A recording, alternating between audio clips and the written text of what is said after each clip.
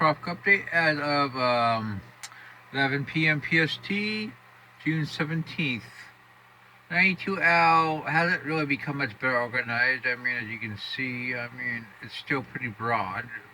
The LSC is more or less elongated from southwest to northeast based on the satellite. But it seems to be focusing around about in here. As convection, I'd say some slow development. We could have a depression within the next 24 hours. I'm going to say 70% during the next 48 hours and 90% during the next 7 days for this system. I think this system has a very good chance of developing, but it's really going to have to try to pull together its LSC. Going to have to tighten it, and it's going to do that by convergence and forming convection near the center, and which is going to tighten the wind field and lower the pressure as it heads westward.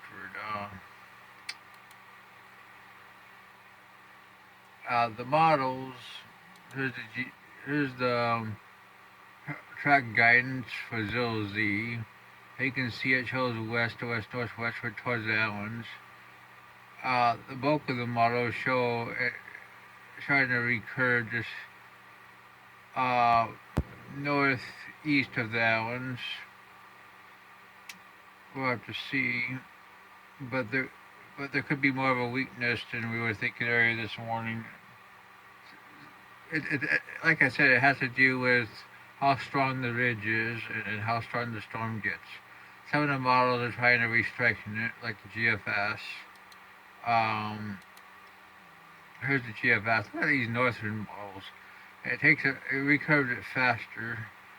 All the weaker ones take it more westward. Right now, I'm gonna be honest. I'm gonna stick with what I was thinking earlier. I mean, it becomes maybe a strong tropical storm or a minimum hurricane. Heads through the northeastern islands, then recurves around 65, just north of Puerto Rico, in my opinion. I don't think there's a very high chance of it becoming a powerful hurricane. I mean, that would be extremely unlikely this time of year, and there's literally no climatology for it.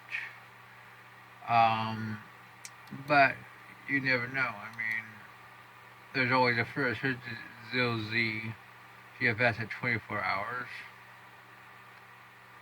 We can go to 48 hours. We can go to 72 hours. 1,002. I mean, the models do not show a extreme amount of development in the next 3 days. But I think within the next 3 days, it will probably be named as Tropical Storm Brett, a minimum storm. What you can see is we got this weakness right here, as I was pointing out. Here you got ridge right here. You got this ridge off the east coast. You got this weakness right here, which is probably going to recurve it. But the one off the coast, this is the thing: can the high pressure rebuild in as this pulls out? It has everything to do with whether this system can threaten the islands, and the GFS builds it in, but it strikes so fast. I mean, 968 at 148 hour, 979 at 168. It starts ramming into the high pressure, which it's known to do. I mean, so I actually think it's a little bit extreme with this northern motion. I think it will probably be a couple hundred miles to the south, even if it gets this strong. I don't think it will miss down very much. We can show you the CMC at this time frame. I mean, let's go back to 120, and it's heading for the island as a much weaker storm. Uh, yep. I don't see anything else forming in the Atlantic. That's very unlikely. Now we're gonna look at